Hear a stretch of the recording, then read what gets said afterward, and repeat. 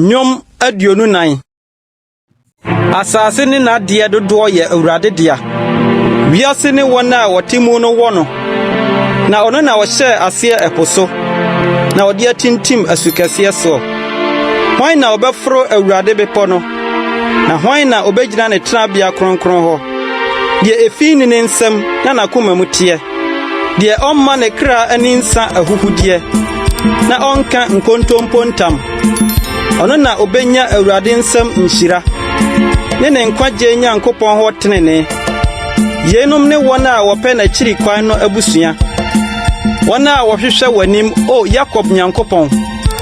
Mo apon kese mo ma mutri so. Na mo tete apono montre mo homu. Na animonyam hene no nhyane mu.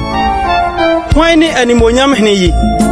Eya awurade otumfo kese obrane. Awurade a oye obrane okon mu.